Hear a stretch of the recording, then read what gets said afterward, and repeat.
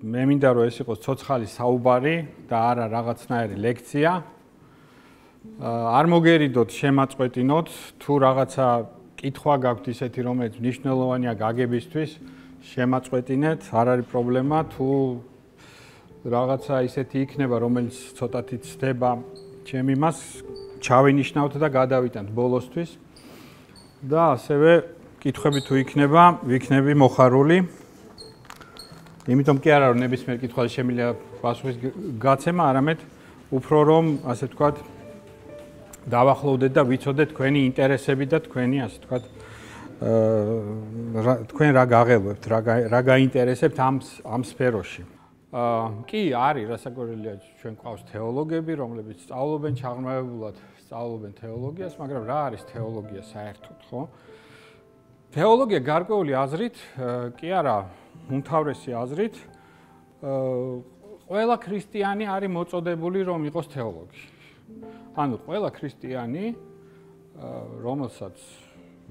რომელსაც აქვს წმენა, მიღებული აქვს სული წმინდა ნათლობაში, ყველა ქრისტიანი მოწოდებულია იმისთვის, რომ შეძლების დაგვარად, თქვათ, რამდენიც მას შეესწევს გონება, რომ შეეცადოს, რომ უკეთ და უკეთ გაიგოს, სწორედ რა არის ეს ჩვენი რწმენა, რა არის ეს ჩვენი სამყარო ჩვენს გარშემო და აი თქვენ იცით, რომ ერთ-ერთი ნეტარება არის ნეტარ არიან წმინდანი გულითა, რამე თუ მათ ღმერთი იხილონ. ანუ ერთ-ერთი უმთავრესი თეოლოგიის არის, რომ ეს არ არის მხოლოდ ცოდნის დაგროვება, არამედ ეს არის გულის სიწმინდე. ლოცვა, ხო? შეიძლება, ну ახლა ისეთ რამეს ვიტყვი, ბანალობას შეიძლება ძალიან ბევრი კონდეს ადამიანს წაკითხული, მაგრამ სინამდვილეში სიღრმეებში არ მიდიოდეს, შეიძლება ადამიანს ნაკლები კონდეს წაკითხული, მაგრამ უფრო ღრმად ესმოდეს აი ეს უმთავრესი რაც არის ჩვენს გარშემო სამყარო და მათ შორის ჩვენი რწმენა. აი თქვენ იცით შესანიშნავად, რომ უმთავრესად ქრისტეს მოციქულები სწორედ რაზეც დგას ეკლესია, ხო? ეკლესია ხა სვეტიცხოველში რომ მიხვიდეთ, სვეტიცხოველი არის 12 მოგზაინი. 12 მოციქულის ტაძარი, ხო? ანუ ქრისტე როგორც საფუძველი ჩვენი რწმენის და აი ეს 12 სვეტი არ მითხრათ ახლა იუდას შესახებ. იუდას ადგილი დაიკავა მე-12 ასე ვთქვათ. შეივსო ასე ვთქვათ იუდას ადგილი, რომელიც გამოაკლდა. ასე ვთქვათ, აი ამაზე ვიზეთ დგას ეს რწმენა, ისინი იყვნენ არ ქონდათ მაღალს რაღაც დიდი განათლება, ხო? აი ძალიან კარგად არის თქვენ თუ წაიკითხავთ და შეიძლება წაიკითხავთ იოანე ოქროპირი, როდესაც არჩევს იოანეს სახარებას და ეს იყო ქადაგება, ფაქტობრივად ეს ქადაგება, ანუ ის გამოდის და ქადაგებს და ის ამბობს და ვინ იყო ეს იოანე, ხო? ნუ დავიწყოთ აქედან, ვინ იყო ეს იოანე და აღმოჩნდა რომ ის არის უბრალოდ მებადური იყო, ხო? არ ქონდა მას არ დიდი განათლება, არაფერი, მაგრამ ის ღვთისას საუბრობდა. ნუ ეხა მას ეს დაჭირდა იმის მოსაყვანად, რომ ის რასაც იოანე ამბობს, ეს არ არის მისი. ან ესე ვთქვათ, მხოლოდ მისი არ არის, ეს არის სწორედ სახთო ჭეშმარიტებას ის საუბრობს და ერთ-ერთი რაც გაზდევს აი მას სახარებას, რაც გაზდევს არის რომ თითქოს პარადოქსალური რამე, ხო? ანუ სწორედ ისინი, ვინც ელოდებოდა მესიას, ხო? გულწრფელად, დიდი ძალისხმევით ელოდებოდნენ მესიას, იყვნენ უაღრესად განათლებულები, თქვათ, მე გულისხმობ ფარისევლები და მწიგნობრები, ეხა ამ ფარისევლს და მწიგნობარს უარყოფითი ის აქვს, ხო, გაგება და კონოტაცია. ვინმე რომ გითხრათ, რომ ფარისეველი ხარო, ნუ არ ვარგა რა.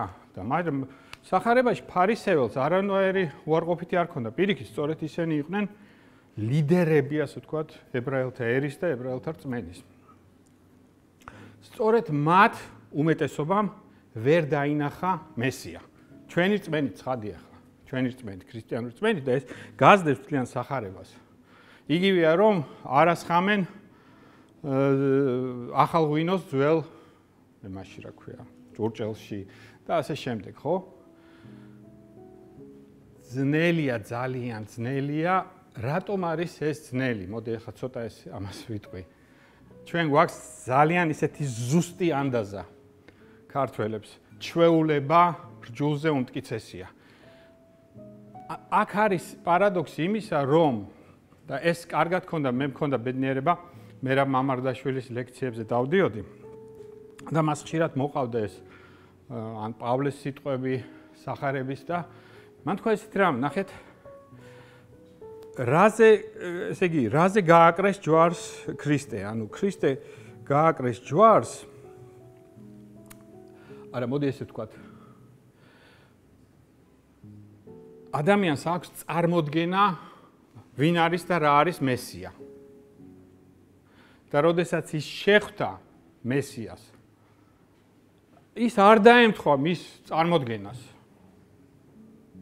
ვერ ჩაეტია მის ჩარჩოში. აქედან არის ორი გამოსავალი. ან უნდა შენ გადალახო შენი თავი, გადალახო შენი წარმოდგენა და მიიღო მესია. როგორც ის არის. ან უნდა თქვა, რომ არა, ეს არ არის მესია. ეს არ შეიძლება იყოს მესია. და რაც უფრო მეტი განათლება გაქვს, რაც უფრო მეტი, ასე ვთქვათ, სიმდიდრე გაქვს, მით უფრო ძნელია ამის მიღება, ხო? გარკვეული აზრით იმას, ვინც ნაკლებად იყო, რა ვიცი, განათლებული თუ, განათლება ახლა ერთ-ერთი ის არის. გარკვეული აზრით, რაც უფრო დიდარი ხარ, უფრო ძნელია. იმიტომ რომ დიდარი შენ არ არის აუცილებელი, დიდარი რო წერია სახარებაში არ არის აუცილებელი, რომ ფული უნდა გქონდეს ბევრი. შეიძლება შენ სხვა რამით ხარ დიდარი, შეიძლება შენი განათლებით ხარ დიდარი, შეიძლება შენი წაკითხული წიგნებით ხარ დიდარი. ამაზე ნათქვამია, რომ გაუხეშთა თქვენი გული. გაუხეშთა თქვენი გული, თქვენ ვერ იღებთ იმას და აი ეს უბრალო მებადურები, უბრალო, რა ვიცი, მეზვერე საერთოდ, მეზვერემ ნამდვილად ის იყო, უარყოფითი იყო მაშინ მეზვერე.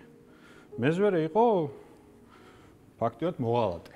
აი სწორედ იმათ უფრო მიიღეს და თქვენ იცით რომ პეტრე არის საფუძველი ამ რწმენის, პეტრე ნიშნავს ქვას, კლდეს და ამ კლდეზე შენდება ეკლესია. მაგრამ იყვნენ რასაკვირველი ასევე ისინი, ვინც გადალახეს ეს და ვინც მიიღო ეს, ხო? ვინ იყო ესე? ის იყვნენ ფარისევლები, იგივე ფარისევლები, მაგალითად იოსები არიმათიელი და რასაკვირველია პავლე მოციქული. ახლა პავლე მოციქულს პირდაპირ გამოეცხადა იესო და უთხრა, რომ რატომ დევნი მეო და ის გახდა ერთ-ერთი უდიდესი მოციქული, უგანათლებულესი ადამიანი, ანუ მე ამას რომ ამბობ არანაირად წინააღმდეგი არა ვარ განათლების, არ იფიქროთ. სავლეთ სწორედ დევნიდა ქრისტიანებს და იცით რა, ერთ-ერთი რასაც წერენ აი დიდი ქრისტიანები და ჩვენი მასწავლებლები ამბობენ, რომ კი ის დევნიდა ქრისტიანებს, აი სხვათა შორის, როდესაც პირველი მოწამე იყო სტეფანეს მოწამეობაში ის იღებდა აქტიურ მონაწილეობას და ერთ-ერთი რასაც ქრისტიანი საერთოდ ამბობს მოწამე, რომ ღმერთო შეუნდე, იმიტომ რომ არ იციან რას აკეთებენ და გარკვეული აზრით აი ღმერთმა შეისმინა ეს და როგორც ამბობენ, რომ პავლე იყო გულწრფელი. ანუ როგორ არის, ნახეთ, იცი შეიძლება შენ ცდებოდე, მაგრამ მოდი რა გულწრფელი იყავი, რა შენ ჩვენ არ ვიცით ახლა თქვა, შეიძლება მე ვცდები, მაგრამ აი გულწრფელი თუ ხარ მართლა, ბოლომდე თუ ხარ, ღმერთი გამოგიჩეს ჭეშმარიტებას. და მოკლედ გეტყვით, რაც ვიცით ალბათ, მაგრამ მოკლედ გეტყვით რა არის უმთავრესი ეს ქრისტიანობა, რას გვეუბნება ჩვენ, ხო? ქრისტიანობა როგორ ვრცელდებოდა ქრისტიანობა, ხო? ჩვენ ამას უწოდებთ ევანგელიე. ევანგელიე ნიშნავს კეთილი ცნობა, კეთილი ამბავი. კეთილი უწყება, სახარებას ვამბობ ჩვენ, ხო? ანუ რაღაცას რო გახარებს, ხო? რა არის ეს სახარება, რას ახარებდნენ ისინი? ახარებდნენ იმას, რომ ეს ჩვენი სამყარო, რომელიც ჩვენ გარშემო არის და რომელშიც ცხადია, რომ არის ბევრი ბოროტება, წუხარება, ავადმყოფობა და საბოლოოდ სიკვდილი, რომელიც მეფობს, რომელიც ყველა ამაზე ფიქრობს, შეიძლება ეს დავივიწყოთ, მაგრამ ჩვენ მაინც ყველას გვახსოვს, რომ ყველანი მოკტავები ვართ, რასაც ადამიანი, როგორც ამბობენ, ჩვეულებრივ ვერ ეგუება ამას. აი ეს ქრისტიანობა ამბობს იმას, რომ და ქრისტიანობა არის სწორედ გაგრძელება ამ რწმენის, რომელიც იყო რომელიც ჰქონდა ებრაელ ერს.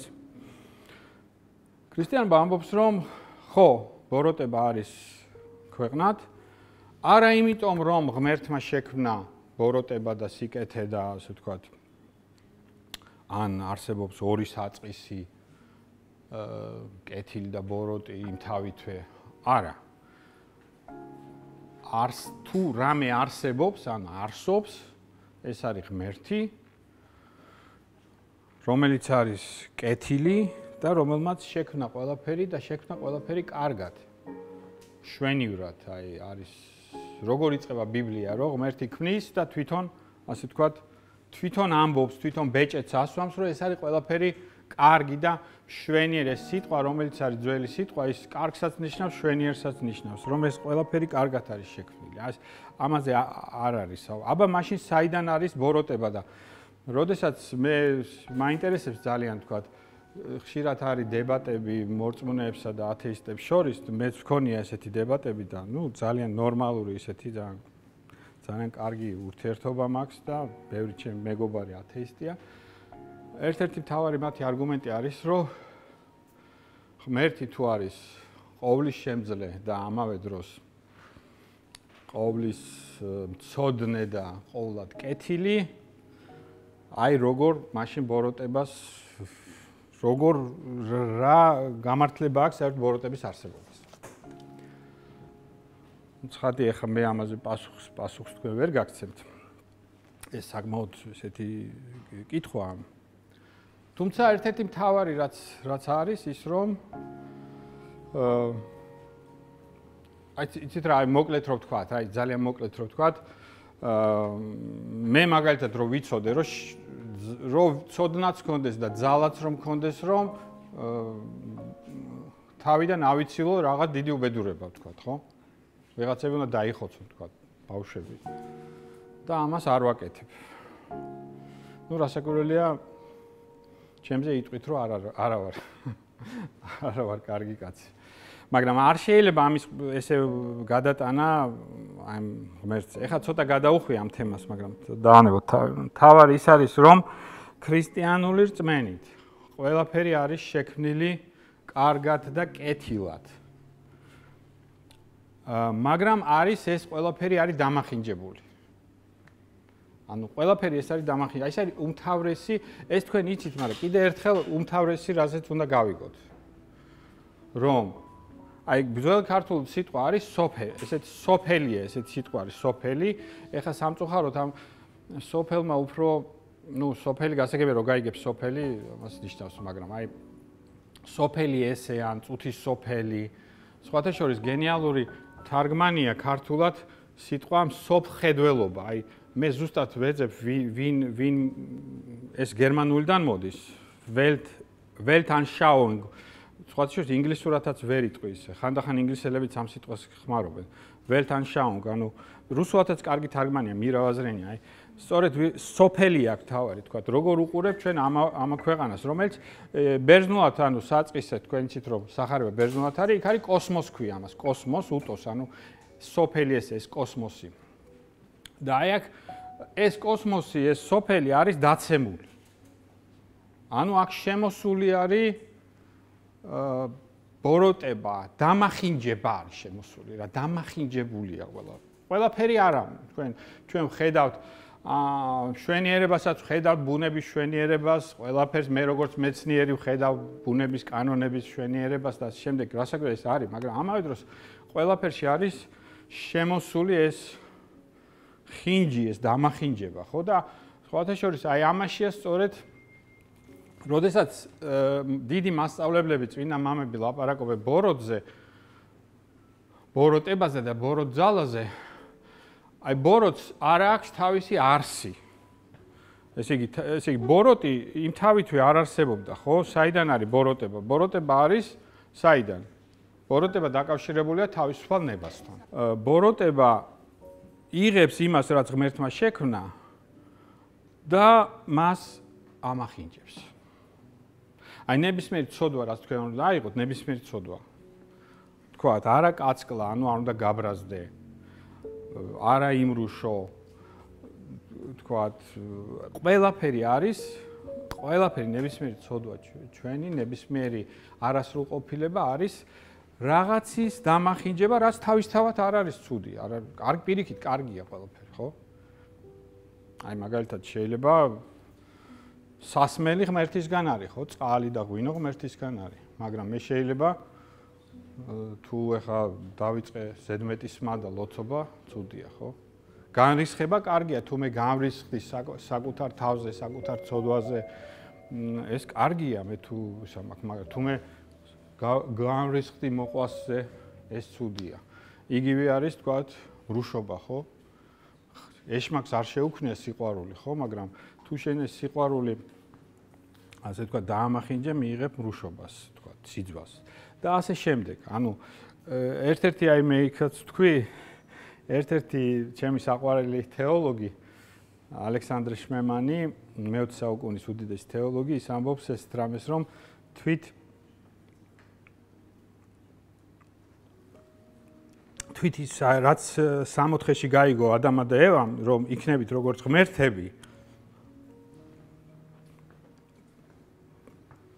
აი ესეც კი ღმერთისგან მოიპარა ეშმაკმა. ეს სიტყვებიც კი იმისგან მოიპარა, ანუ თავის მას არაფერი არ აქვს.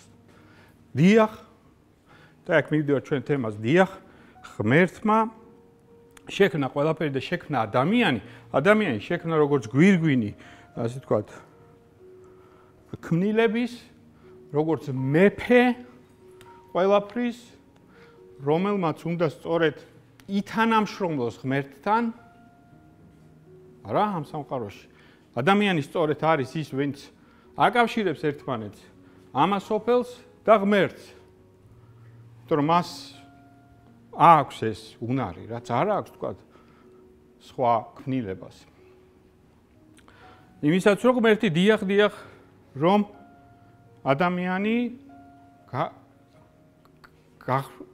გახდეს ღმერთი, ხო? გარკვეული აზრით, რასაც ჩვენ თემაა, ხო? მაგრამ ეშმაკის ტყუილი სწორედ ამას ნიშნავს, რომ ისიც რა თქვენ ეს უნდა გახდეთ, უნდა აიღოთ ეს. ღმერთმა ეს დაგიშალათ? არა, ეს უნდა გააკეთოთ. ეს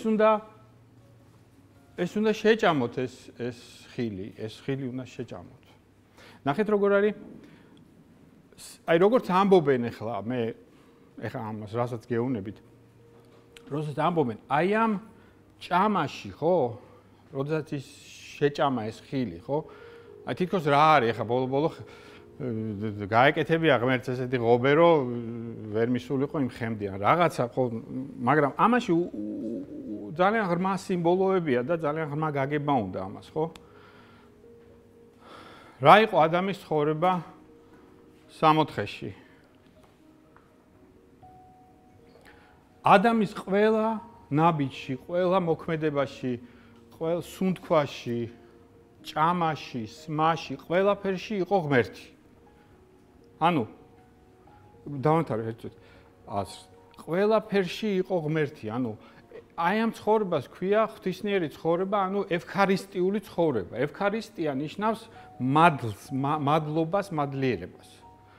ეხლა ის ყველაფერში მადლობდა ღმერთს. აი ამ ქმედებაში არ იყო ღმერთი. ეხლა მე როცა ამას გეუბნებით, ეხლა არის ჩვენ შეიძლება თქვენ გაგახსენდეთ სეთურის მაგალითი. ხო? სეთური წაგიკითხავთ ალბათ. დათა თუთაშხია, სეთური, რომელსაც ყავს თავისი ეს მონები და ისინი სულ მადლობენ სეთურს. და რა არის ეს ბოლო-ბოლო ეს თქვენი ღმერთი ამ ქრისტიანთა ღმერთი, რაღაც სეთური ყოფილა ოღონდ უფრო მაღალი დონის, არა? სეთური სწორედ იმიტომ არის საშინელება, რომ ღმერთის პაროდიაა. და ღმერთის მიბაძვა. სასიხარულო ამბავი. სასიხარულო ამბავი ის არის, რომ ღმერთმა ისე შეიყვარა ეს სოფელი, რომ საკუთარი ძე გამოაგზავნა და ამ ძემ დაამარცხა ცოდვა და სიკვდილი. ცოდვა და სიკვდილი ერთმანეთთან არის დაკავშირებული, იმიტომ რომ ცოდვა რო შემოვიდა, მასთან ერთად სიკვდილი შემოვიდა. დაამარცხა და ეს გამარჯვება მოგვცა ჩვენ ადამიანებს. აი ეს არის უმთავრესი სასიხარულო ამბავი. თუ ჩვენ ამას მივიღებთ, ცხადია, თუ ჩვენ ამას მივიღებთ, ეს გზა არის გახსნილი იმისათვის, რომ დაუბრუნდეთ იმ მდგომარეობას, რომელშიც იყო ადამიანი და არა მარტო იმ მდგომარეობას, მაგრამ არამედ კიდევ უფრო მაღალ მდგომარეობას. აი ეს არის ქრისტიანობის მთავარი ამბავი. მაგრამ აი აქ ძალიან მნიშვნელოვანია, რომ გავიგოთ ქრისტიანობის ხედვა. ჩვენ ყველანი, რასაც ყველაფერს მე გეუბნებით, ეს არის ქრისტიანების ხედვა, ეკლესიის ხედვა. ხო? ისიც თუ არ მეშლება არაფერი. ეს თქვენ შეიძლება არ დაეთანხმოთ, შეიძლება თქვენ არ ახართ, თქვათ, შეიძლება სხვა სარწმუნოება გაქვთ, მაგრამ მე რასაც ყველაფერს რასაც ვლაპარაკობ, ეს არის ქრისტიანული ეკლესიის თვალსაჩინო. ქრისტიანული ეკლესიის თვალსაჩინო და ქრისტიანების თვალსაჩინოით ეს არის ასე ვთქვათ, ორმაგი ხედვა არის. ეხლა რას გულისხმობ ამ ორმაგ ხედვაში? იესო ქრისტემ გაიარა ყველაზე უფრო დიდი, რაც კი შეიძლება ყოფილიყო დამცირების, ტანჯვის გზა, რაც არის ჯვარცმა.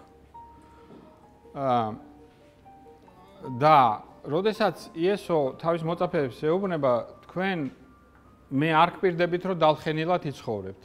მე მდევნიდნენ, თქვენც იქნებით დევნილები. მე რაც მაკადრეს, თქვენც გაკადრებენ. ანუ ამ ქვეყნად, ამ სოფელში ჩვენ არა გვაქვს იესოსგან მოცემული რაღაცა გარანტიები. მაგრამ ამავე დროს იგივე ქრისტე ამბობს, რომ მომეცა მე ყოველი ხელმწიფება ზეცაში და ქვეყანაზე. ანუ თქვენ აი განსაკუთრებით ჩვენ აღმოსავლურ მართლმადიდებურ ტრადიციაში გვაქვს თქვენ თუ ევროპაში შეხვალთ, თქვა პროტესტანტულ ტაძარში, ან ძირითადად იქ არის ჯვარცმა, დატირება, კი აღდგომაც არის, მაგრამ ჩვენ გვაქვს ძალიან ისეთი იკონოგრაფია ხშირად. ახლა თქვენ არქიტექტორები ხართ, არის ქრისტე პანტოკრატორი.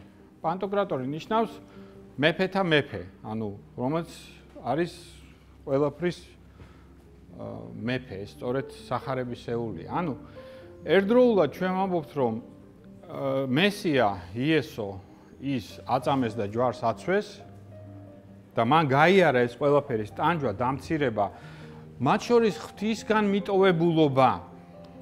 შეგიძლიათ თქვა, როგორ შეიძლება, რომ ქრისტე ლოგოსი ღმერთმა მიატოვოს, ის თვითონ ღმერთია. გარკვეული აზრით, ქრისტე როგორც კაცი, ღვთის მიტოვებულობაც ყველაფერი ეს გაიარა და ამის შემდეგ, როდესაც ის როგორც ამბობენ, ჩავიდა ჯოჯოხეთში, ისე როგორც ყველა ადამიანის სული ჩადიოდა ჯოჯოხეთში, მაგრამ ჯოჯოხეთმა ვერ დაიტია ისა და შიგნიდან დაიმსხრა ეს ჯოჯოხეთი, ხო? მაგრამ აი სად არის ეს ქრისტეს გამარჯვება? ვხედავთ კი ამას ჩვენ ქრისტეს გამარჯვებას? აი წარმოიდგინეთ, რომ ძველად მეორე საუკუნეში, მესამე საუკუნეში ქრისტიანებს ჟიან სიკვდილით. ხო? აი იქ საჯარო ისენი იყო, იქ ხო საჯარო ის იყო, რა ქვია იმას, სიკვდილით დაჟა, საჯარო სიკვდილით დაჟა, ხო? წარმოიდგინეთ, რომ მას უყურებენ, ქრისტიანი უყურებს მას და არაქრისტიანი უყურებს, ხო? რომის მოქალაქე. ანუ რომის მოქალაქისთვის რასაკვირველია, რომმა გაიმარჯვა, ხო?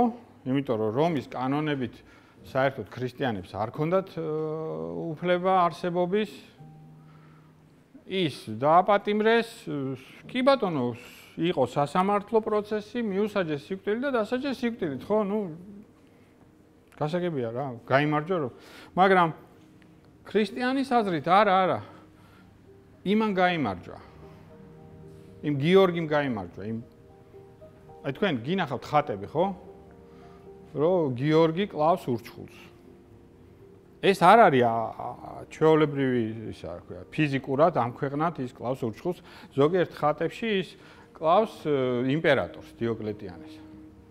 არ მოუკლავს მას დიოკლეტიანი მოკლა ის, ხო? ანუ ესეთი ხედვა არის, ანუ ქრისტიანი უყურებს ამ სოფელს და ამავე დროს ხედავს იმ დიდ გამარჯვებას, რომელიც მოიტანა იესო ქრისტემ. აი პავლე ერთ ადგილას ამბობს ესეთი, რომ გარდავალ სახე ამას სოფლისა. ბერძნულად არის სქიმა და კოსმოსი. ანუ ამ კოსმოსის, ანუ ამ სამყაროს ხატება გარდავალს, ანუ მისთვის გამჭირვალეა ეს ყველაფერი და ის უკვე ხედავს, აი აქ არის, ხო, აქ არის. მაგრამ ხედავს აი ამ დიდ გამარჯვებას ამ სასუფეველს. და კიდე ერთ თემასთან მივიდივართ, რომ აი სასუფეველი ღვთისა, ხო? ჩვენ როგორ გვესმის ახლა ვულგარულ გაგებით, ისეთ ვულგარულ გაგებით, რომ აქ უნდა ვიტანჯოთ და იქ დაგხვდება სასუფეველი. კიდე ამბობენ, რომ აქ უნდა ხო ვიტანჯოთ და იქ ჩვენი სული მოხვდება 64-ში. ეს იმდენად გაუბრალოებულია, რომ არაფერი თითქმის არ რჩება იმ ქრისტიანობისგან. ქრისტიანობა ჯერ ერთი არ არის სულების რაღაცა 64. ჩვენი მიზანი. წამში იცით ალბათ, წამში არაფერი არ არის ნათქვამი. სული რომ მიდის 64-ში. წამში არის ნათქვამი რა? მოველი აღდგომასა მკვეთრით. ქრისტე აღსდგა მკვეთრით, აღსდგა თავის სხეულით და ის ამბობდა მოდით დამადეთ ხელი, ის ჭამდა მოწაფეებთან ერთად. ანუ ჩვენ ადამიანი ღმერთმა შექმნა როგორც სხეულში და სხეულით და როგორც მე თავიდანვე ვთქვი, ღმერთმა ყველაფერი შექმნა კეთილად, ხო?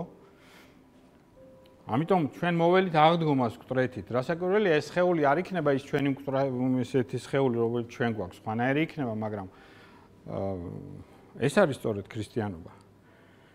აქ არის ერთ-ერთი რაც ძნელი იყო მისაღები ელინებისთვის, ანუ იმ დროინდელი განათლებული ადამიანისთვის, რომ პირიქით იმათთვის იყო, რომ უნდა ადამიანი პირიქით უნდა ამ სხეულისგან უნდა განთავისუფლდეს, ხო? ხო და შენ კიდე მეუნები რომ მკვეთრით აღდგები და თან მკვეთრით აღდგომაზეა თქვენთან საუბარი, ხო? ესე იგი რაზე მივედით ჩვენ რომ აი ეს ჩვენ ვცხოვრობთ ჩვენ ვცხოვრობთ ორი იმიდან, ქრისტეს პირველი მოსვლიდან, ქრისტეს მეორე მოსვლამდე, სადაც იმისათვის რომ დაინახო ქრისტეს გამარჯვება სიკვდილით, რასაც ჩვენ გალობთ, რომ სიკვდილ და სიკვდილთა დამთრუნებელი და რომ ის არის სწორედ მეფე და ის არის სწორედ პანტოკრატორი, ამის დასანახად საჭიროა სხვა თვალი, ამის საჭიროა რწმენა. თუ გაქვს რწმენა, ამას დაინახავ, თუ არ გაქვს რწმენა, ამას ვერ დაინახავ. ერთ-ერთი მთავარი ღმერთის შესახებ არის, რომ ღმერთი არის სრულიად მიღმიერი ამ სამყაროსი. ანუ ჩვეულებრივად როდესაც ჩვენ ვლაპარაკობთ ღმერთზე და ეს მინდოდა თავიდანვე მინდა რომ ამაზე ორიოდე სიტყვა გითხრათ. საერთოდ ზოგადად, როდესაც ჩვენ ვართ დიალოგში, როდესაც ჩვენ ვიწყებთ საუბარს, როდესაც ჩვენ გვინდა იდეების გაცვლა, როდესაც ჩვენ გვინდა რომ რაღაცა გადავცეთ ერთმანეთს და გავიგოთ ერთმანეთის, უმთავრესი არის რომ ერთნაირად გვესმის თუ არა ჩვენ სიტყვები, ხო? იმიტომ რომ თუ თქვენ სხვანაირად გესმის სიტყვა, ფრაზა ან რაღაც ტერმინი, ხო, მაშინ საერთოდ აზრი არ აქვს საუბარს. ამაზე ამბობდნენ ჯერ კიდე პლატონი და არისტოტელე, ამაზე ამბობდნენ. ეს არის თავი და თავი ყველაფრის. პირველი, რასაც სწავლობდნენ ევროპულ უნივერსიტეტებში, ეს იყო ეგრეთ წოდებული გრამატიკა. გრამატიკა არ არის მხოლოდ წესები, თქვა, სინტაქსისი და მორფოლოგია, გრამატიკა არის ენა. ენა უნდა ვიცოდეთ ჩვენ ყველამ. ეს ენა იყო ლათინური მაშინ, იმიტომ რომ თქვენ იცით რომ ევროპაში უამრავი დიალექტი, უამრავი ენა იყო, მიდიოდნენ უნივერსიტეტში, პირველ რიგში ჩვენ უნდა ვისწავლოთ ერთი ენა, რომ ამ ენაზე გავიგოთ ყველაფერი და ვისაუბროთ ამ ენაზე. ცხადი ერთ-ერთი ის არის სიმბოლოებით დატვირთული არის სწორედ ბაბილონის ამბავი, როდესაც ღმერთმა შეურია ენები და ადამიანებმა ერთმანეთს ვერ გაუგეს და ხიდი, ასე ვთქვათ, ბაბილონიდან არის სწორედ სულთმოფენობაზე, რომელსაც ახლა ჩვენ ვართ სულთმოფენობის კვირაში, როდესაც პირიქით მოხდა, როდესაც სულიწმინდა გადმოვიდა და სხვადასხვა ენაზე საუბრობდნენ და ამის მიუხედავად ერთმანეთის ესმოდათ. მაგრამ ამ შემთხვევაში რასაკვირველია ეს ყველაფერი ძალიან მნიშვნელოვანია, იმიტომ რომ მაგალითად მე თუ ვამბობ რაღაცა სიტყვას, ხო, იქნებ თქვენ სხვანაირად გესმით ეს სიტყვა. ამიტომაც მე ხა რასაც ვცდილობ, მე მინდა რომ ის ქრისტიანობაზე რაც თქვენ ყველაფერი იცით, გაგიგონიათ, წაგიკითხავთ და ასე შემდეგ, მაგრამ რომ რაღაცნაირად ერთ იმაზე დავდგეთ, რომ თქვენ გესმოდეთ, რას გულისხმობ მე ვცდილობ რომ მოგაწოდოთ სწორედ ისე, როგორც შევძელი, რაც არის სწორედ რასაც სწორედ ამბობენ ქრისტიანობის დიდი მასწავლებლები, ხო, ვცდილობ ყოველ შემთხვევაში ესე და ამიტომ ძალიან კარგია რომ კითხვებს მისვამთ და თქვათ მინდა რომ ესეთქნაირად შევკრა რომ აი რას უნდა მივაქციოთ თავარი აქცენტები რაზე უნდა იყოს, ხო? კიდევ ერთხელ რომ ეს სოფელი არის შექმნილი ყველაფერი კეთილად და კარგად, ამითი განსხვავდება ქრისტიანობა იმ მრავალი მოძღვრებისგან, იმ მრავალი რწმენისგან, რომელიც ამბობს რომ არა, ეს იმთავითვე ბოროტად არის შექმნილი, ხო? აი ამიტომ მაგალითად ერთ-ერთი კითხვა ესეთია, რომ ადამიანი უნდა იქორწინოს ადამიანმა თუ ჯობია რომ არ იქორწინოს. ქრისტიანობა ყოველთვის იყო აი ამ იმაზე, რომ არა, რასაკვირველია ქორწინება არის ღმერთისგან, ამიტომ არ შეიძლება ჩვენ რო ვთქვათ, რომ რამე ქორწინებაში არის რაიმე მაინც ხინჯი და რაიმე მაინც სოდვა და რაიმე მაინც უარყოფითი. ეს არის სწორედ ქრისტიანობა, რომ ეს ყველაფერი ღმერთისგან არის. ამიტომ უნდა მივიღოთ ეს. კი ბატონო, შენ შეგიძლია აირჩიო ის გზა, რომელიც პავლემ აირჩია უქორწინებლობის, ეს შენი გადაწყვეტილებაა, მაგრამ თუ შენ არაფერი ამაზე ცუდი არ უნდა თქვა და არ უნდა იფიქრო და რომ ქორწინება ცუდია. ანუ ეს ეხება ყველაფერს, ხო? იმიტომ რომ იყო ისეთი მოძღვრებები, რომლებიც საერთოდ ამბობდნენ რომ ეს სამყარო არის შექმნილი ბოროტად, ამიტომ ჩვენ ყველაფერი აქ უნდა უარყოთ. ამაში ხშირად ქრისტიანები ვარდებოდნენ განსაკუთრებით აი ასკეტები, ხანდახან სწორედ აი ამ უკიდურესობაში გადადიოდნენ, ხო? მაგრამ მეორე უკიდურესობაც ქრისტიანობას არ ახასიათებს, რომ ვთქვათ, რომ ჩვენ ამ ქვეყნად დადგება სასუფეველი, ამ ქვეყნად სასუფეველი არ დადგება. იმიტომ რომ შეუძლებელია ეს. თუმცა ჩვენ უნდა ვეცადოთ. მარტივი გაგება არის, რომ აქ არის სოფელი ესე, რომელიც არის დაცემული და იქ არის სასუფეველი. ეს არის სრულიად არასწორი. ქრისტიანობა არის სწორედ ის, რომ სასუფეველი არის მოახლოებული აქ. და ეს სასუფეველი, ღვთის სასუფეველი, ანუ ღვთის სამეფო. სასუფეველი იგივე სამეფოა რა. აი თქვათ სხვა ენებში უფრო ისე არის. ჩვენთან რაღაცნაირად ეს სასუფეველი, ცხონება, ეს სიტყვა, ამ სიტყვებმა შეიძინეს რაღაცა ისეთი საკრალური მნიშვნელობა, ხო? აი მაგალითად გერმანულში არის Reich Gottes. Kingdom, English kingdom და Gottes God's kingdom. ხო? ანუ ეს ჩვენ ესე უნდა გვესმოდეს სწორედ. კონფლიქტი რაში იყო? რომის იმპერიასთან რაში იყო კონფლიქტი? იმიტომ რომ გაჩნდა ვიღაცა რაღაც სექტა, რომელიც მოელის რაღაცა ბასილია არის, ვერზულად ბასილია არის სამეფო. რაღაც მომავალ სამეფოს მოელის. მოიცა კაცო რა სამეფო კაცო, აგერა გვაქვს ჩვენი სამეფო. რომის იმპერია. ეს რაღაცა ის არის თქვენ რაღაც ისენი ხართ რა, რაღაც რევოლუციონერები ხართ თქვენ. არა ისინი ამბობენ არა კაცო ეს სხვა სამეფოა, ჩემი სამეფო აქედან არა, მოიცა. სიტყვა ხო იგივეა. გასაგებია? რომელიც მოველი, ესე იგი მოვედი სუფევა შენი, ქართულად ხა მოვედი სუფევა შენი ჩვენი თქვათ წარმოუდგენელია რომ რომელიმე ხელისუფლება მიფიქროს რამე ის რომ სუფევა სწორედ ნიშნავს სამეფოს, ხო? და კიდე რაზე იყო ეს კონფლიქტი? რომის მოქალაქე ვალდებული იყო წელიწადში ერთხელ მისულიყო და რაღაც საკმეველი იმას ეკნა, რაინთო და იქ იყო იმპერატორის გამოსახულება და უნდა იმპერატორისთვის უნდა ეთქვა უფალო, კირიოს. რა მოხდა მერე, ნუ ბატონი. ჯიუტად ქრისტიანები ამას უარს ამბობდნენ. ვერ არანაირად. ჩვენ ვართ ლოიალურები, ჩვენ ვართ ამ ქვეყნის კი ბატონო პატრიოტები, ჩვენ ლოცულობთ ამ ქვეყნისთვის, ჩვენ ვსახურობთ ჯარში გიორგი, დემეტრი და ასე შემდეგ. მაგრამ იცით რა, იმპერატორს ჩვენ კირიოს ვერ უწოდებთ. აი თითქოს რაღაც ისეთი ის არის, პატური მდგომარეობაა რა რაღაცა, მაგრამ ამაში იყო ძალიან პრინციპული მნიშვნელობა. იმიტომ რომ ეს სიტყვები იგივე იყო. ჩვენთან მაგალითად უფალი და მეფე სხვადასხვა სიტყვებია, ხო? უფალი, ბატონი, სხვა სიტყვებია, მაგრამ იქ ეს ერთი და იგივე იყო, ხო?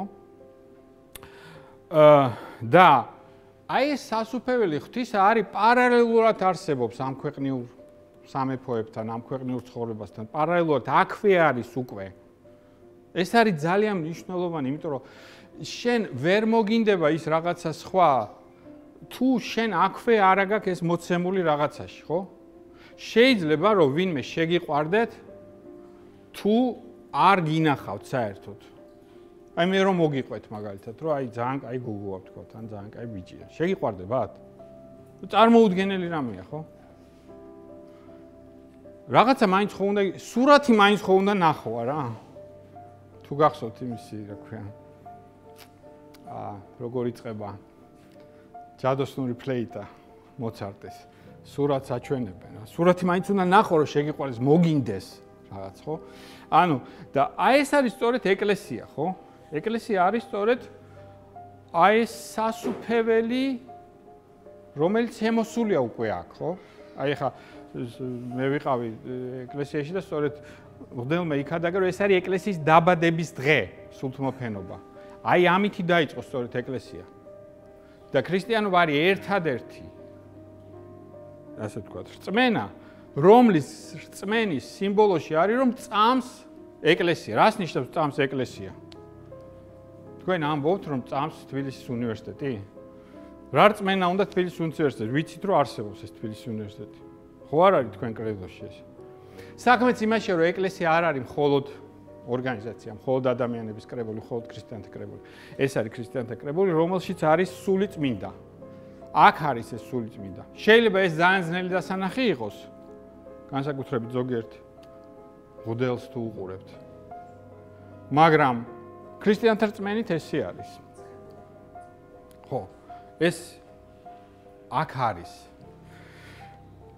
ხო, და აი აქ მივდივართ უმთავრეს საკითხზე, რაც რა არის ეს ჭეშმარიტი სიყვარული.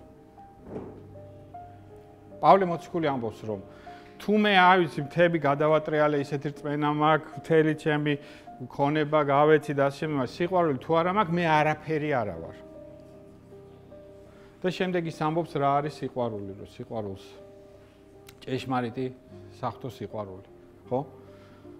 რომელიც თუ მოგეცათ არაფერში არ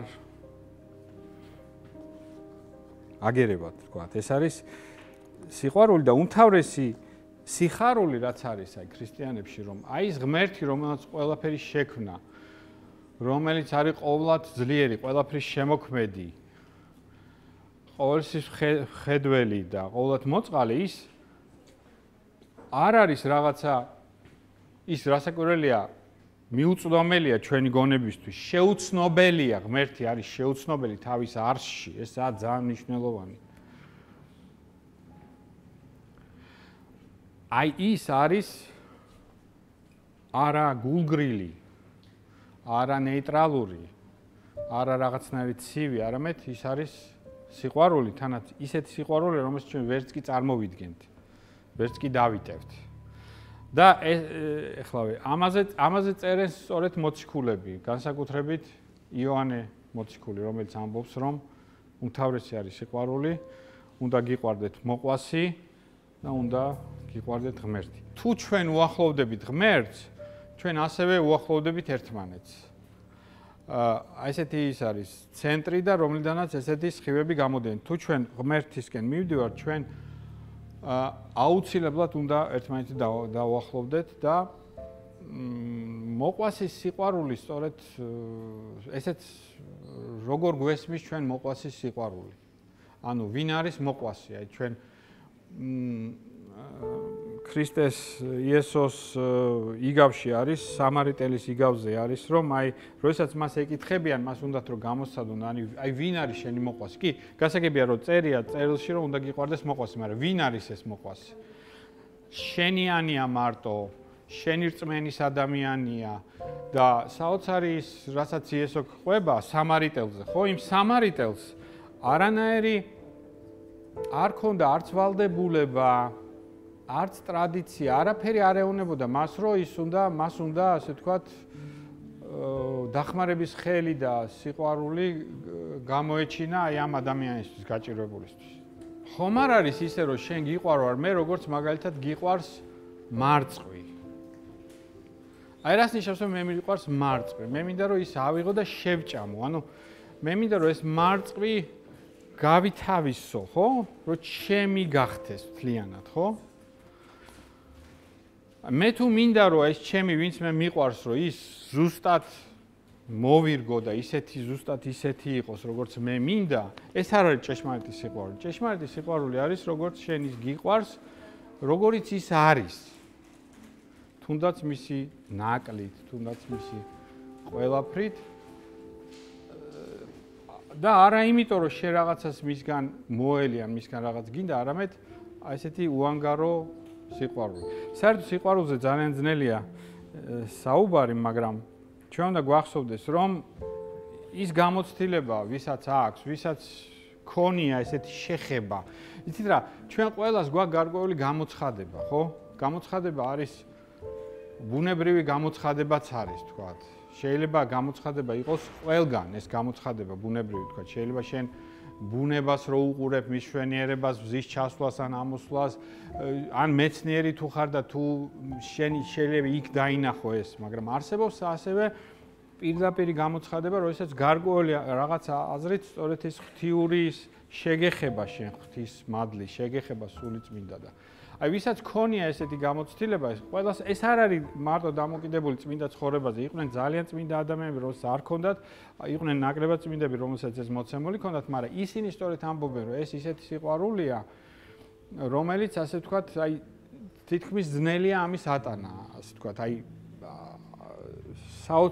საოცარი სიყვარულია, საღვთო სიყვარული თუ შეგეხოთ როდისმე. ეს არაფერში არ შეგეშლება. სული ერთია და მისი ნიჭი მრავალი. ეს ძალიან კარგად აქვს რუსთაველს, რომელმა მოქნა სამყარო ქვეყანა გვაქვს უთვალავი ფერით. ანუ ეს ერთ-ერთი უმთავრესი ის არის, რომ სული ერთია, მაგრამ მისი ნიჭები მრავალია.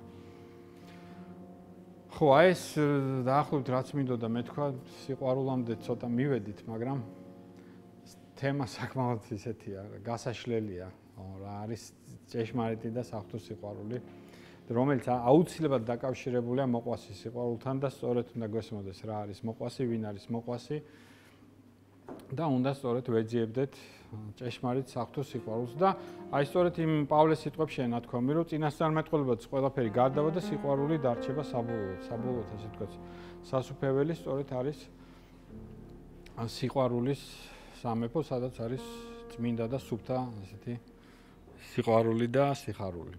მაინტერესებს მტრის სიყვარულზე რას იტყვით? აღაპი არის სიყვარული, როდესაც შენ განსხვავებით ეროსისგან, ეს არის სიყვარული, რომელიც შენ დაკავშირებულია ასევე სიკეთესთან, სიკეთის კეთებასთან, მოწყალებასთან. ანუ შენ რო ადამიანი შეგეცოდება, თქვათ, ხო, რომელიც არაფერი არ არის შენთვის, თქვათ, არავინ არ არის შენთვის, აი შეხვდა შემთხვევით და აი შეგეცოდა, შეგიყვარდა. აი ეს ასეთი სიყვარულია და აი ეს სიყვარული, ჭეშმარიტი საღვთო სიყვარული წდება შენ მტერსაც. აი ესეთი რამეა, რომ შენ მტერსაც წდება. ანუ მტერი, რომელიც შენ ასე ვთქვათ, იყო შენი მტერი და შენი მოწინააღმდეგე ყველაფერში, არ არის აუცილებლად ფიზიკური მტერი იყოს, შეიძლება იდეური მტერი იყოს შენი, ხო? შეიძლება შენ მიგაჩნდეს, რომ ის ღმერთის მტერი, ძალიან ბევრი ბოროტება ცერდება, რომ აი ის ღმერთის მტერია და ამიტომ მე ვალდებული ვარ, რომ იმას რაღაცა, ხო? აი იმასაც წვდება. რაც თავის თავში წინააღმდეგობა შეიცავს, იმიტომ რომ ტერი სწორედ ის არის, ვინც მე არ მიყვარს, ხო? მე არ ვამბობ, რომ მე ეს მესმის, ხო? თუმცა მქონია მე ესეთი რაღაცა, როდესაც რაღაცნაირად ისეთი იმით რომ იმას აი ეს არის სწორედ, რომ ის თავის მტერსაც წვდება ეს სიყვარული და სწორედ ეს არის, აი როდესაც ქრისტიანები ამბობდნენ, რომ შეუნდე მათ, იმიტომ რომ არ იციან რას აკეთებენ. ანუ ჩვენ უნდა თუ ჩვენ გვაქვს ბრაზი, სიბრაზე და სიძულველი უნდა გქონდეს ცოდვის მიმართ და არა ადამიანის მიმართ. გარკვეული აზრით ის ადამიანი უნდა გეცოდებოდეს კიდევაც. თუ ის მართლა ბოროტებას ჩადის, ის უკვე დასჯილია. თუნდაც თუ მოგატყუა, თუნდაც თუ რაღაც ცუდი გაგიკეთა და რაღაცა. ის დასჯილია. შენ გინდა რომ იმის ადგილას იყო? აი თქვათ იმან მოგატყუა, თქვათ. ან რაღაც დაგიშავა.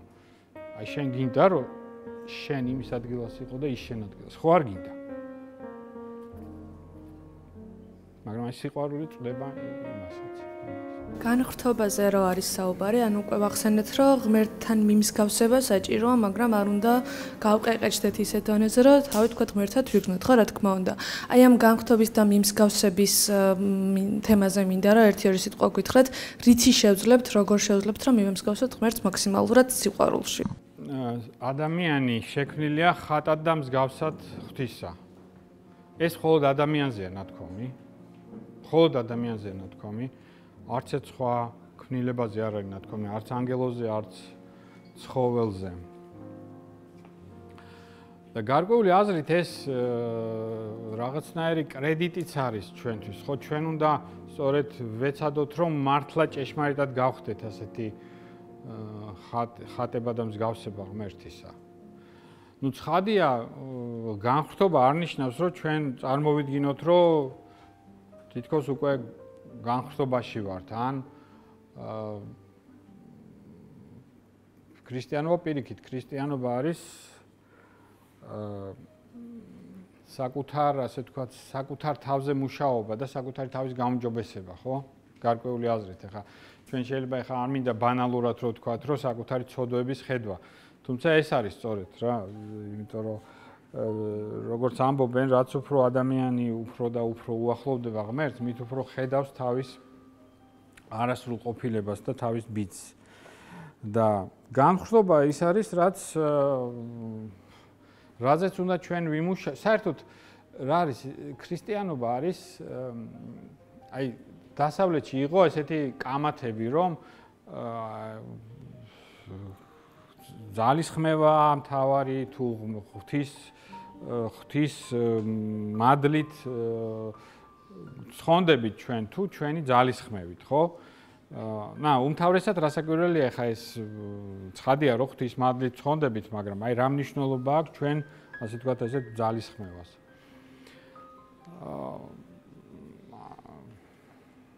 ნუ ცხადია რომ ერთ-ერთი აი მთავარი ესეთი პასუხი არის რომ ადამიანი მოწოდებულია იმისკენ რომ იყოს ღმერთის თანამშრომელი ღმერთის. მათ შორის ამაში. ანუ ჩემ იმაში რომ მე დავუახლოვდე ღმერთს, მე რომ ავმაღლდე ჩემ თავზე უფრო მაღლა ეს ერთ-ერთი დიდი წმინდანი ამბობდა მარადის საკუთარ თავზე მაღლა. აი ამაში უნდა ცხადია, აი რო ავიღოთ ეს წმინდა ადამიანების ცხოვრება, ხო? ერთის ხრივ ისინი მაქსიმალური ძალისხმევა ჰქონდათ იმისათვის, რომ ასე ვთქვათ, აღესრულებიათ ღვთის ცნებები და ასე ვთქვათ, ღმერთისთვის დაესწრონ მთელი თავი ცხოვრება. ანუ მაქსიმალური ძალისხმევა და მაქსიმალური.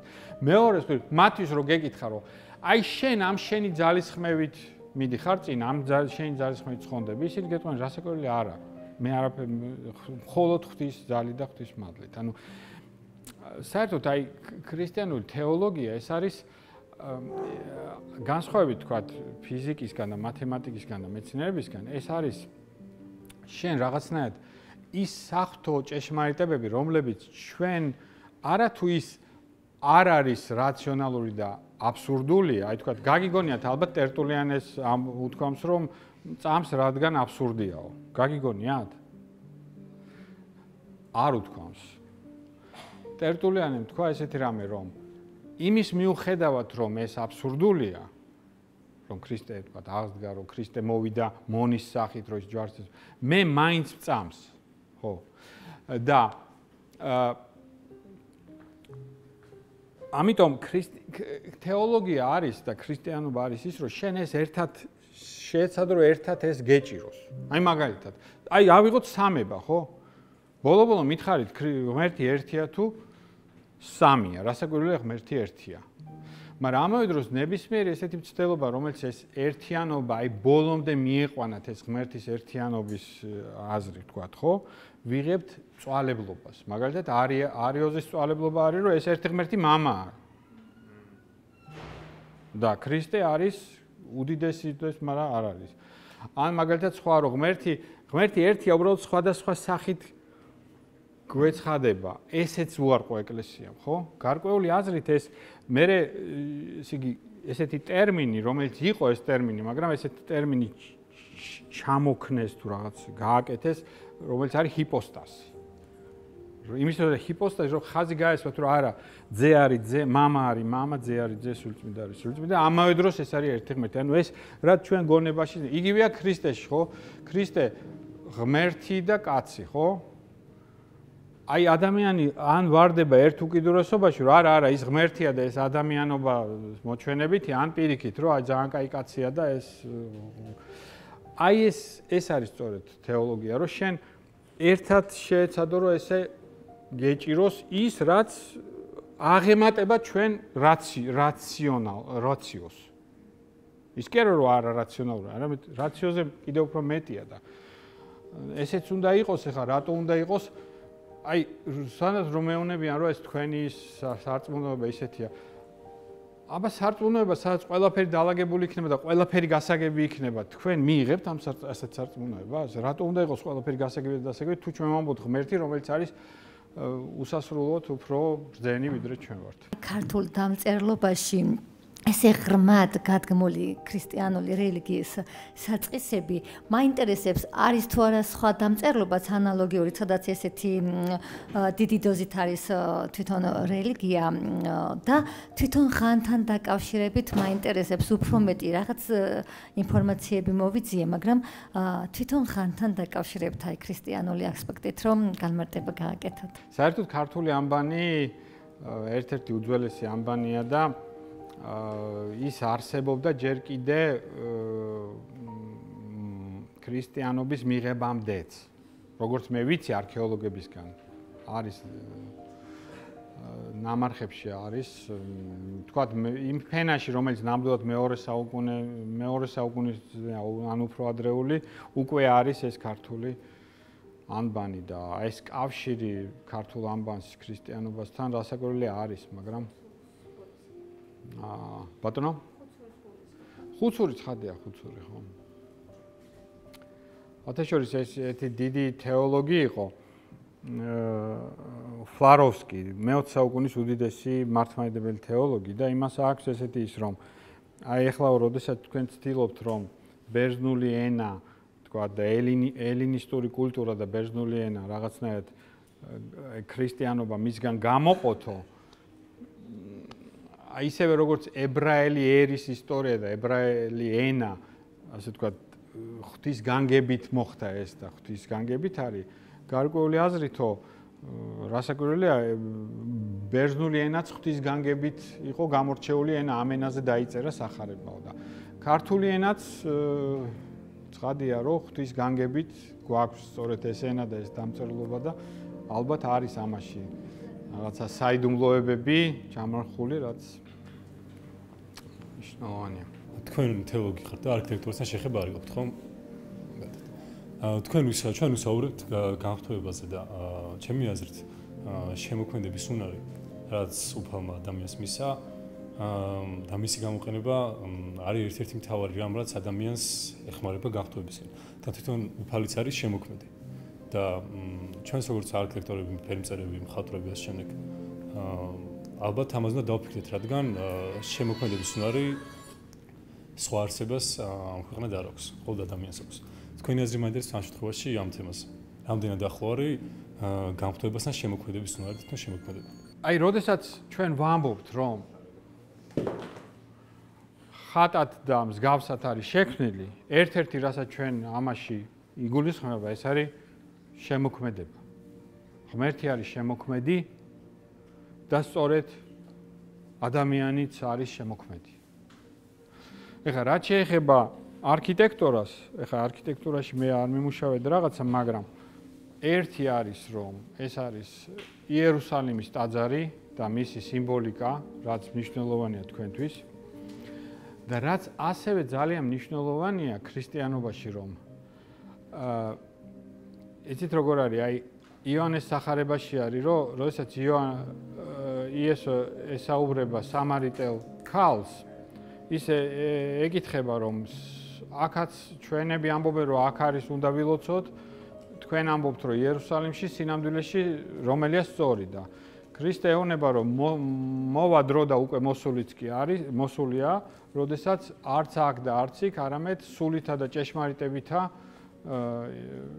ილოცებენ. და ეს იყო სწორედ პირველი ქრისტიანებისთვის ეკლესია იყო არა რაღაც ტაძარი, არამედ სადაც შეიკრიბებოდა 2 ან 3, ესეც სახარებიდან არის, სადაც 2 ან 3 შეიკრიბებოდა ჩემი სახელით, იქ მარ მე თქვენთან. ამიტომ ეკლესია, პირველი ეკლესიები არ იყო ხანდახან ბუნებაში იკრიბებოდნენ, ხანდახან სახლში იკრიბებოდნენ, ხანდახან კატაკომბებში იკრიბებოდნენ და პირველი ტაძრები იყო, როგორც ამბობენ თეოლოგები, იყო ბაზილიკა. რა არის ბაზილიკა? ბაზილიკა არის ჩვეულებრივი შეკრების ადგილი, ხო, რა ვთქვათ, სასამართლო ან რაღაცა, ხო? და აქედან მერე ნელ-ნელა წამოვიდა ესეთი არქიტექტურა. ანუ ჩემი აზრით, თავარი ეს უნდა გვახსოვდეს, რომ ეკლესია როგორც ტაძარი არის ის ადგილი და უმთავრესი აქ ის არის იქ ადგილი, სადაც ვიკრიბებით.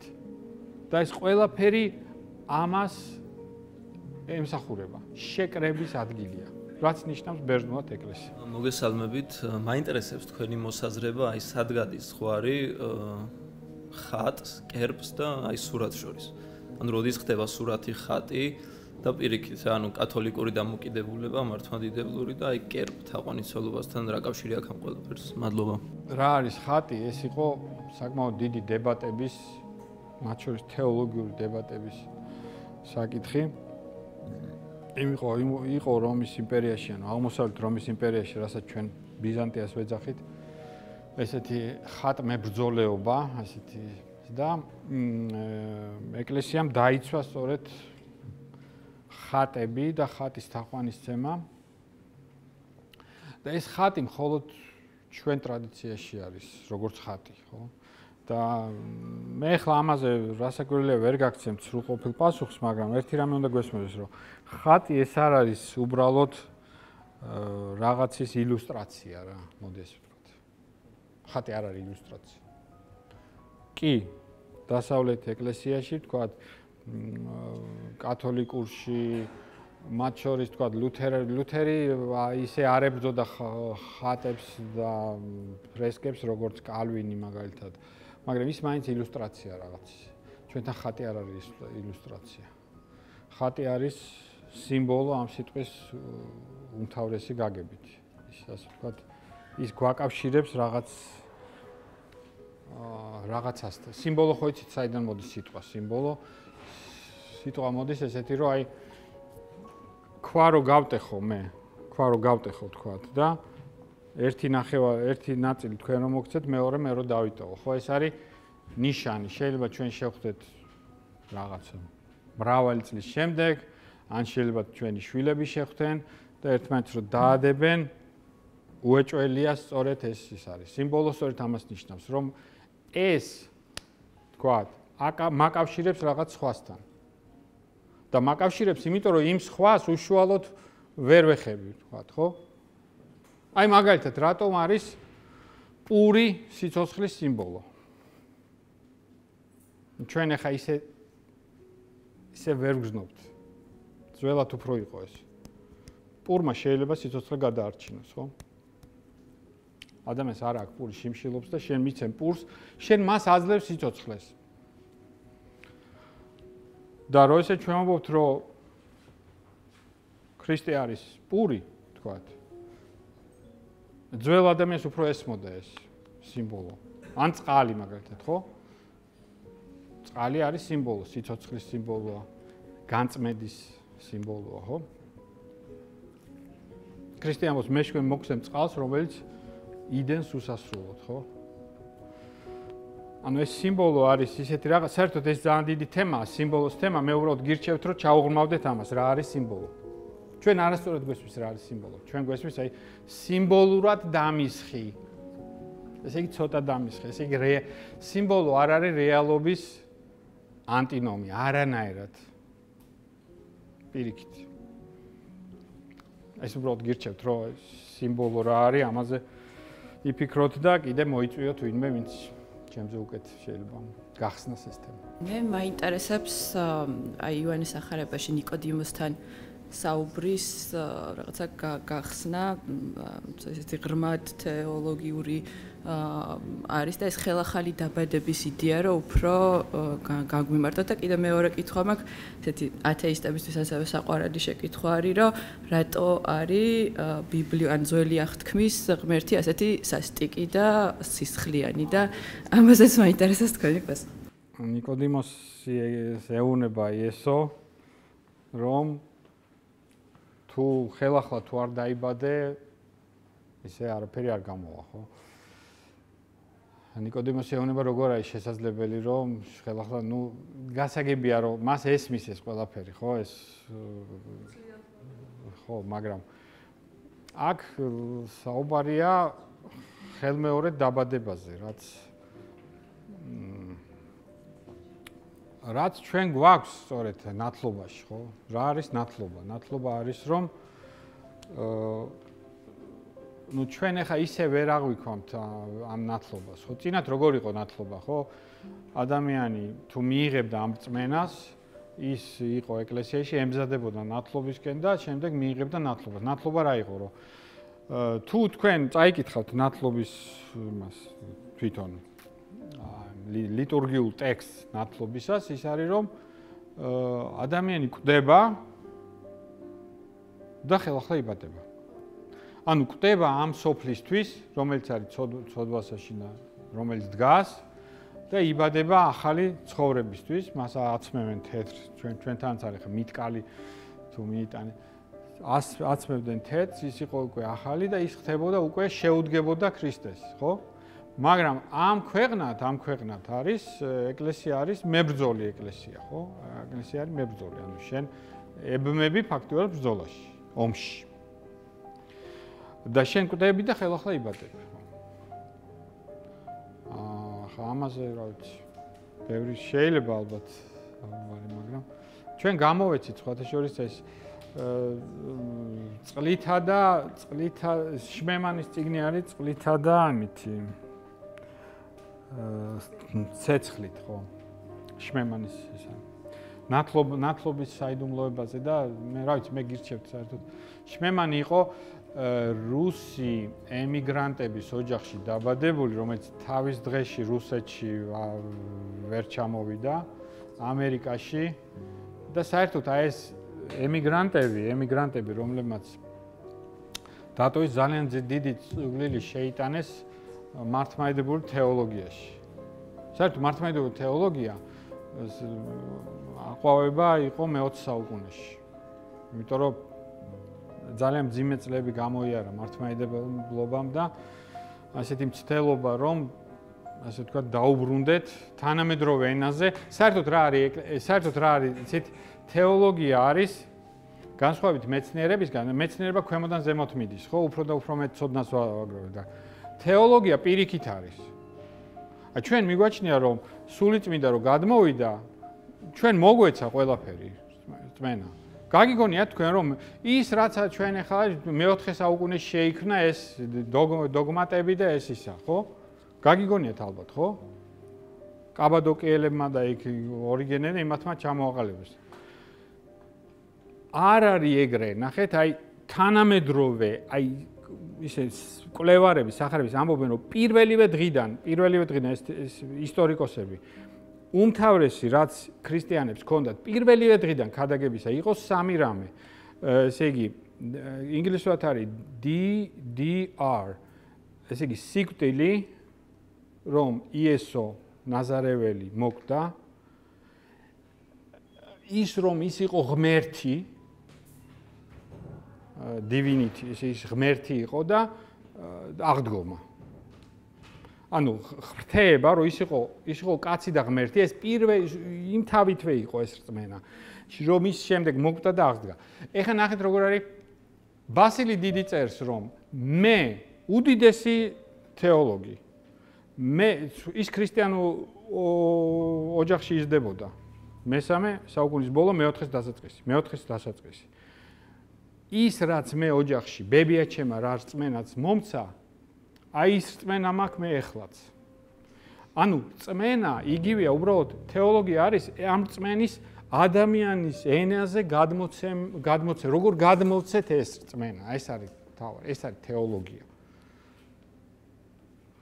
ანუ რწმენა იგივეა მაგრამ მეოთხე საუკუნეში ეს ჩამოყალიბდა სიტყვებში და მე-21 საუკუნეშიც გვჭირდება ჩვენ თეოლოგები იმიტომ რომ თეოლოგია არის საერთოდ ნათქვამია რომ ეკლესია მარადის უნდა იცვლებოდეს იმისთვის რომ იგივე დარჩეს იმიტომ რომ სამყარო ჩვენს გარშემო იცვლება და ჩვენც უნდა ახალ იმაზე უნდა შევეცადოთ რომ ახალი სიტყვებით ახალი ტერმინებით გადმოვცეთ ის რაც უმთავრესია იმისაც რომ ის უმთავრესი შევინარჩუნოთ ჩვენ გვჭირდება რომ ჩვენ თვითონ შევიცვალოთ და ვეცადოთ რომ ჩამოვაყალიბოთ ენას დიახ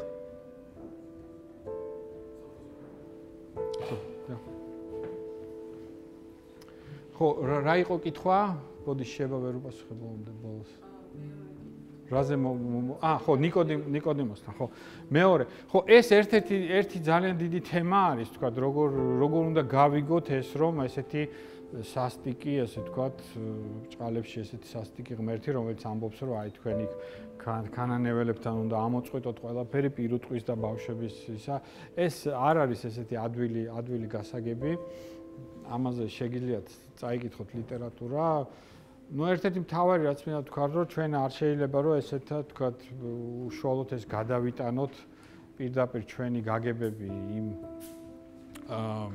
იმ ეპოქაში მე არ ვამართლებ ამას თქვათ გამართლება არ ჭირდება ბიბლიას ჩემი გამართლება უბრალოდ იმის თქმა მინდა რომ იქ ერთ-ერთი მთავარი აზრი ის არის რომ აი ეს ადგილი ეს ტერიტორია უნდა ყოფილიყო ებრაელთა სამყოფელი უნდა ყოფილიყო ანუ ის უნდა განთავისუფლებულიყო და ეხლა ეს რა სახით იყო სინამდვილეში და მართლა ესეთი გენოციდი იყო თუ ის ხალხი გადასახლდა თუ მოექცა თუ რაღაცა ეს ზუსტად ჩვენ არ ვიცით ყოველ შემთხვევაში ტექსტში ეს ასეთნაირად არის აღწერილი ამაზე ესე იგი მე პასუხს ვერ გცემთ უბრალოდ მე კი წამიკითხავს ამაზე და მომისმენი აზრი მაგრამ ეს არ არის ადვილი საკითხი და ერთ-ერთი მიზეზი სწორედ ეს არის რომ ამბობდნენ რომ იცით რა ეს გნოსტიკური მოძღვრება სწორედ ეს არის რომ სინამდვილეში ღმერთი კი კეთილია და ისა მაგრამ იმ ღმერთმა შექმნა რაღაცა დემიურგი იმან დემიურგი და მე ერთ-ერთმა მცირე დემიურგმა რომელიც უკვე შერყნილი და გაფუჭებული და ისეთი იყო აი იმან შექმნა ჩვენი სამყარო და ამიტომ არის ის ბოროტ ეს სამყარო და სწორედ ის არის ძველ აღთქმაში აი ეს დემიურგი არის აღწერილი ჩვენ ეს უნდა უარყოთ მთლიანად ძველი აღთქმა და უნდა ავიღოთ ახალი აღთქმა ახალ აღთქმაშიც გამოარჩევდნენ თქვა და ეს ავიღოთ ეს არ ავიღოთ ეს შემდეგ ხო ეს ეკლესიამ პირწმინდად უარყო თქვა ირინეოსი იყო ესეთი პირველი თეოლოგი შეიძლება ითქვას მეორე საუკუნის პირველი თეოლოგი რომელმაც სწორედ აი ამის წინააღმდეგ გაილაშქრა და ჩამოაყალიბა მოძღვრება არა ჩვენ არ უარყოფთ იმ დღეს ეს სწორედ ის ღმერთია და პირიქით ქრისტიანები ხედავენ აი სამებას ხედავენ ძველ აღთქმაში ძველ აღთქმაში როდესაც მოსე ადის სინას მთაზე და მას ეცხადება უფალი დაძლევს ფეიქალებს ეწერი 10 მცნება და ერთ-ერთი მათგანი არის არა კაცთკლა ხო მაგრამ ჩვენ როგორც ვიცით ძველ აღთქმაში იყო ესეთი წესი როდესაც ცოდოს ჩაიდენდა ადამიანი ის უნდა განეტვინათ ანუ მოიკლათ ესე რომ ვთქვათ და რატომ გრძელდება ეს პროცესი მანამ სანამ უფალი იესო ქრისტე არ ჩამოდის და არ ამბობს, რომ პირველი მანის როლოს ქვა, ვინც უცოდველი არისო.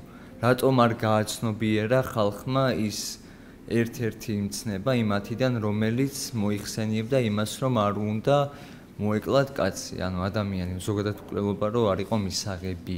ბატონო, ეს სიტყვები და ცნებები იცვლიან თავის არაკაცკლა არ ნიშნავდა, რომ თქვათ, კი, მე გესვიდით, ხათაშორის ყოველი ამ ცნების დარღვევა სიკვდილით ისჯებოდა, ხო, ესეა, ხო?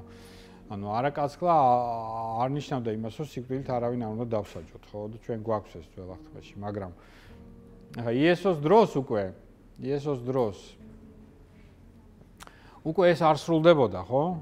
ესე იგი, ამ 10 ცნების დარღვევისთვის არავის სიკვდილით არ სჯიდნენ და მეცაც გეტყვით, რომც ძალიანაც რომ დომოდათ, რომ სიკვდილით დაესაჯათ, რომაელები ამის უფლებას არავის არ მიცემდნენ, რომ რას ქვია ხა თქვენ. ჩვენი არის აქ სამართალიც და ყველაფერი, ხო? აი სწორედ ეს იყო გამოცდა, იესოს გამოცდა ეს იყო, რომ იესოს ეუბნებოდა, შენ ხო ხარ მასწავლებელი ჭეშმარიტი? ხო წერია ეს იქა. აგერ არის ბატონო. სიზვაში დავიჭირეთ აგერ, ხო? თვითონაც არ უარყოფს ეს. ვიცით ყველა. ანუ კანონით კი სწორი იყვნენ. და იესომ ესეთნაირად უპასუხა, რომ კი ბატონო, ვინც უცოდველია, პირველი იმან ესროლოსო და დაიშალა ეს საოცარი ის არის. მე ვიცი ადამიანები, რომლებიც მოქცეულან არაქრისტიანული მიზან, აი როცა ეს წაიკითხეს სწორედ ეს ადგილი, ხო? ხო და არავის არ უთქვამს, რომ ის არ იყო სხვათა შორის, მე უთხრა იმან, რომ წადი და აღარ იმრუშო. ასე არის. ხშირად ესე იგი სიტყვით შეიძლება სწორი ხარ, მაგრამ ჯამში არ ხარ სწორი. დღეს ლექციაზე თქვით, რომ რაც უფრო ახლოს მიდის ადამიანი ღმერთთან, მით უფრო უახლოვდება მოყვას, ანუ ხალხს. და მაინტერესებს, ანუ თუ ფიქრობთ, რომ პირიქით შეიძლება მოხდეს, ანუ თქვათ ადამიანს ძალიან უყვარს ადამიანები, სწორედ ცხოვრობს, მაგრამ რწმენა არ აქვს, ანუ რა არის სიკეთე რწმენის გარეშე, თუ არსებობს ესეთი რამე თქვენი აზრით? ჩემი აზრით შესაძლებელია, დიახ, ესე თუ ნამდვილი ესეთი სიყვარული გაქვს, შეიძლება მან სწორედ ღმერთამდე მიგიყვანოს. და კიდე მადლობთ, რომ ეს კითხვა დამისვით, ის არის ეს ერთ-ერთი ნიშანია, თქვა, სწორ გზაზე ხარ თუ არა, თუ შენ არა გაქვს ეს მოყვასი სიყვარული, თუ შენ ეს მოყვასი ასე ვთქვათ, როგორ აქ ნათქვამი, ჟან-პოლ სარტს, რომ სხვა ადამიანები არის ჯოჯოხეთი სწორედ. ხო და თუ შენ სწორედ ერთ-ერთი ნიშანია, თუ სწორ გზაზედ გეხარ, რომ შენ აი უნდა გქონდეს ეს რაღაცნაირი გარკვეული აზრით მოყვასის სიყვარული. არ უნდა გქონდეს გაბოროტება.